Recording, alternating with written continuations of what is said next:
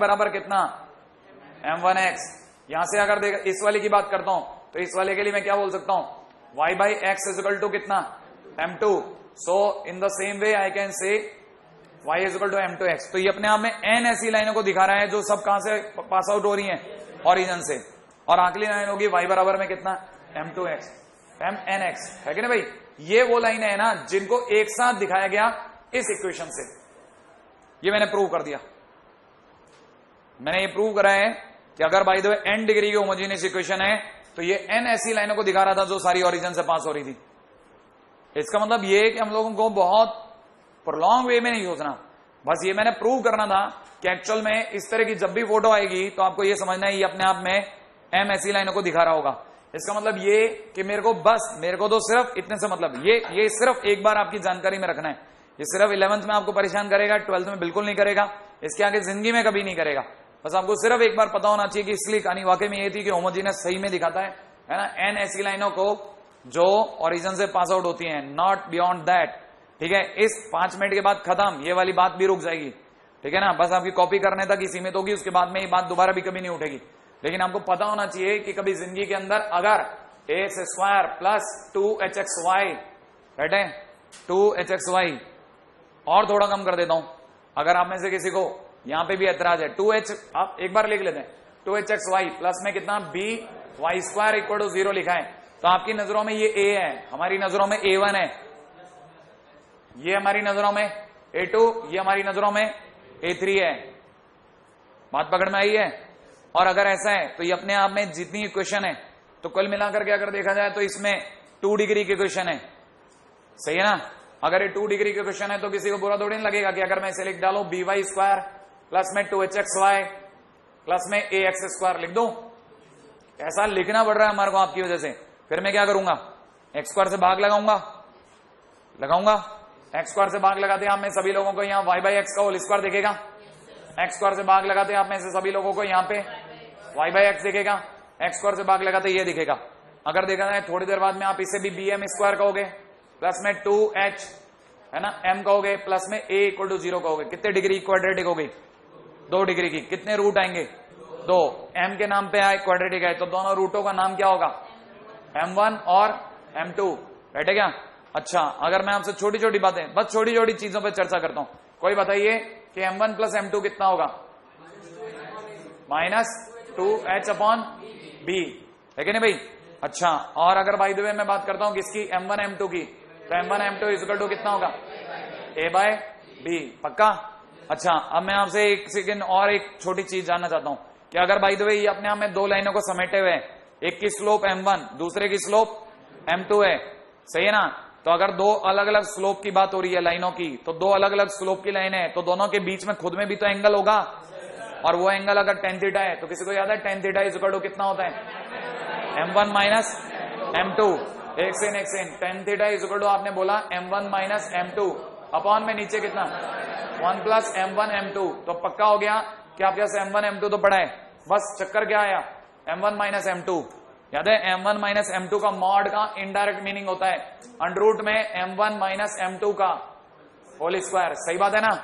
अच्छा, और मेरे पास घर में क्या पड़ा है, m1 प्लस m2 और m1 m2, m1 minus m2 नहीं है, तो m1 माइनस m2 से m1 प्लस m2 कैसे निकालू, m1 प्लस m2 का whole square minus 4 m1 m2 कर दूं, सोचो, है ना। तो मैंने अगर ये कर दिया तो मेरे पास में सोचो आप अंडर के अंदर m1 प्लस m2 की जगह क्या जाएगा, 4h² लिख दो, 4h² अपॉन में कितना b², राइट है ना भाई, माइनस कितना 4 m1 m2, 4 की जगह 4 और m1 m2 की जगह a/b कर दो। अच्छा, इसे a/b भी कर दिया, नीचे बोलो क्या लिखूं, 1 प्लस m1 m2 की जगह क्या लिखूं, a/b लिख दिया।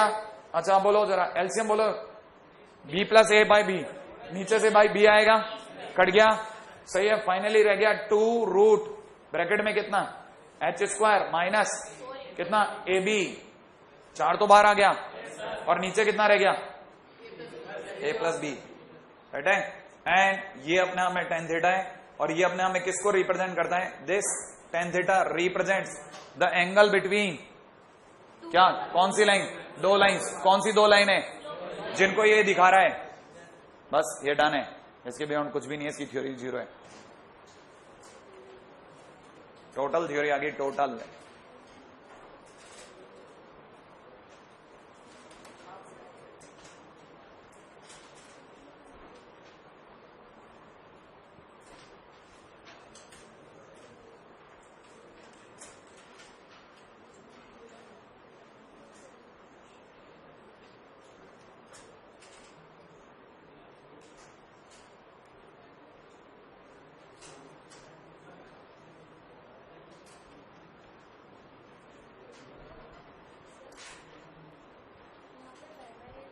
एक मिनट।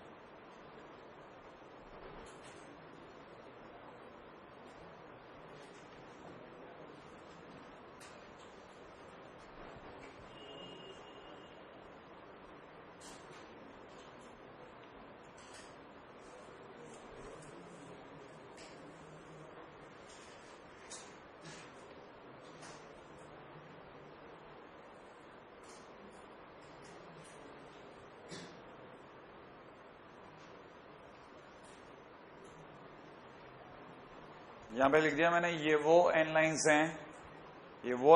हैं जो ओरिजिन से पास होती हैं, whose combined line of equation is this one, ठीक है ना। फॉर 2 डिग्री होमोजीनियस इक्वेशन, ठीक है, ये अपने आप में बहुत नेसेसरी है, ठीक है, वेरी वेरी इंपॉर्टेंट।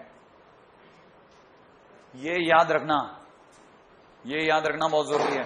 ये और उसके बाद में सीधा ये वाला फार्मूला, 2 चीजें याद रख लेना। अब पूरे बोर्ड में क्या याद रखना है, ये ट्रैश 0 भूल जाओ, लिखा हटा दिया, ठीक है। क्वाड्रेटिक बनी, याद रह जाए, ठीक 50% चांस गुड है, याद रहता तो ये 100% मेमोराइज, ये 100% मेमोराइज, इक्वेशन 100% मेमोराइज, ठीक है। पूरे बोर्ड में अब तक आपने सीखा कि 2 डिग्री क्वाड्रेटिक इक्वेशन ऐसी होती है बिना कांस्टेंट के, उसकी अंदर m1 + m2 m1 m2 ये देता है और उनका ये होता है, ठीक है ना। और ये अपने आप में क्या है, एंगल बिटवीन, ठीक है ना, lines represented by homogeneous equation.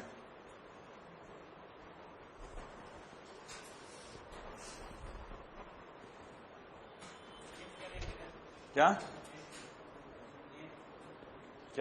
h, अरे कुछ भी नहीं है, कांस्टेंट है, कांस्टेंट को दिखाने का तरीका है। मैंने तो उल्टा नाम लिया था, याद हो तो, मैंने कहा था ये A1 है, ये A2 है और ये A3 है। हम तो उससे भी खेल जाते तो भी चलता, नाम है, रखने का तरीका है, ठीक है। जैसे किसी ने अगर भाई जो सोच समझ के कुछ लिखा होगा तो यूनिवर्सली लोगों ने फॉलो अप करना चालू कर दिया कि जब भी कोई पॉइंट मानना हो h के मानो, अगर कोई स्टेबल पॉइंट मानना हो x1 y1 मानो, और वेरिएबल मानना हो x y मानो, बस ऐसा ही एक अप्रोच है।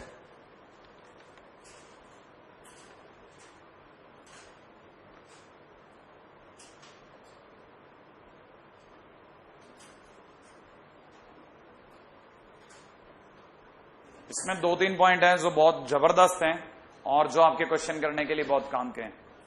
उनमें पहले पॉइंट पे बात करता हूं, राइट है। फर्स्ट पॉइंट लीजिएगा। फर्स्ट पॉइंट अगर आपने देखा, tan थीटा देखा, आपने देखा था tan थीटा। जिन लोगों को याद नहीं हुआ वो याद रखें, ये आपको याद रखना है, tan theta = 2 √h² - ab upon a + b। ये तो याद है, a कौन था, b कौन था और h कौन था, हाँ या ना। अरे ए बी और एच तो ध्यान है, यही भूल गए, 5वीं बार लिखी होगी अपन ने ये लाइन, x² + 2hxy + by²। ये तो रट जानी चाहिए। क्यों रट जानी चाहिए, अभी आने वाला समय बताएगा कि इसको रटने में समझदारी थी, ठीक है ना। अच्छा, ये अपने पास tan थीटा था, इसके कारण हमारे पास में बहुत सारी ऐसी बातें सामने आती हैं। ये वापिस याद दिला देता हूं, ये tan थीटा में थीटा वो दो लाइनें थी ना जिनकी एक साथ कंबाइन इक्वेशन अपने पास पड़ी है, उनके बीच का एंगल बता रहा है। और वो दोनों लाइनें कहां से गुजर रही हैं, ओरिजिन से गुजर रही हैं। भूलिएगा मत, ओरिजिन से गुजर रही है, उनके बीच कुछ ना कुछ एंगल होगा। ये आप इससे निकाल सकते हैं। अब काम की बात नंबर 2 सुनिएगा। काम की बात number 2, if lines are parallel, if lines are parallel, अगर लाइन पैरेलल होगी तो बट ऑब्वियस है थीटा इक्वल टू 0 होगा, हाँ या ना?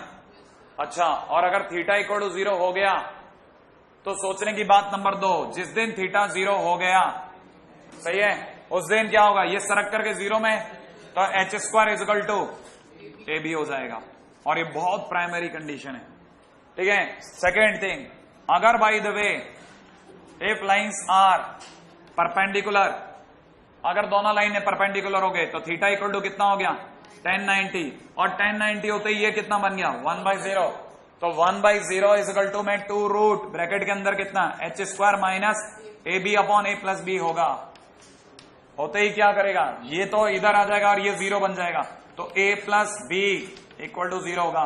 बट पीपल, ठीक है ना, इसको ऐसे काउंट नहीं करते लोग, इसे इस तरह से देखते हैं, ध्यान से देखना, लोग कहते हैं कि अगर दोनों लाइनें परपेंडिकुलर हों तो जो आपकी इक्वेशन है a x square plus b y square plus 2hxy equal to 0, उसमें coefficient of x square plus coefficient of Y square equal to 0 होता है।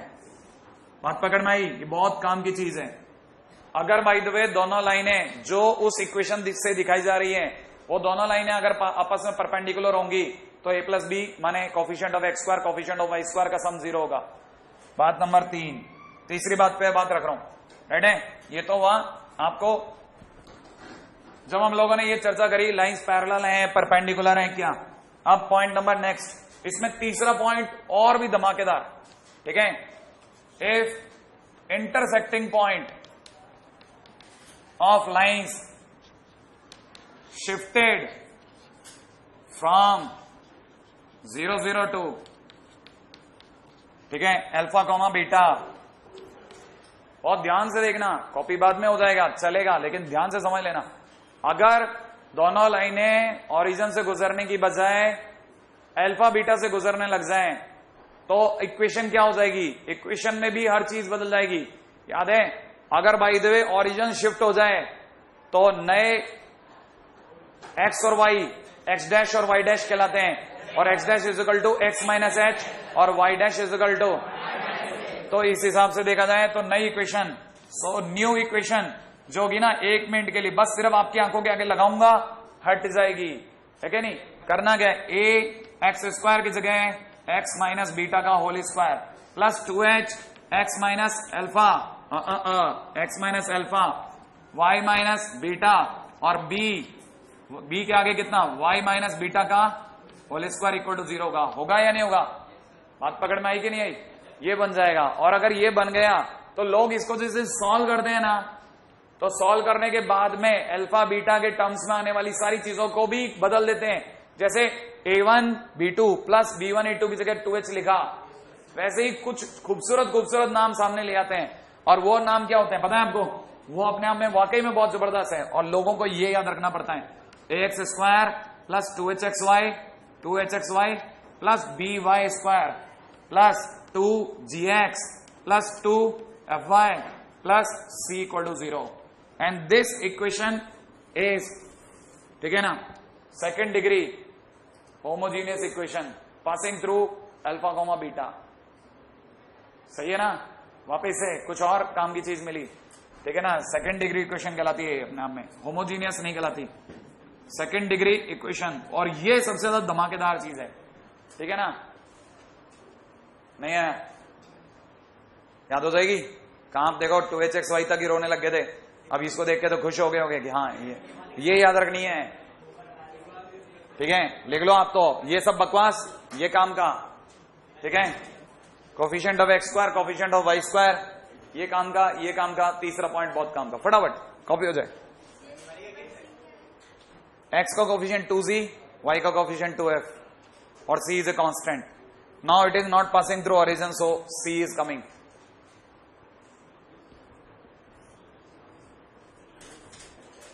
ठीक है, अब मैं इसमें इसका एनालाइज करते हुए नहीं चलते हुए सीधे सीधे मुद्दे का पॉइंट बता देता हूं, ठीक है ना। पहली चीज, ठीक है ना, एंगल बिटवीन लाइंस मान लीजिए, क्योंकि ये भी तो अपने आप में दो लाइनों को दिखा रही है, ठीक ठीक है ना। अगर किसी ने पूछ लिया एंगल बिटवीन लाइन के लिए क्या फार्मूला होगा सर इसमें, उसमें तो आप बोलते हैं tan थीटा बराबर वो सब होगा, ठीक है ना। तो इसमें भी tan थीटा बराबर में 2 अंडर द रूट ऑफ वही h स्क्वायर माइनस का, ठीक है ना, ab upon a plus B होगा। बेटा तो फर्स्ट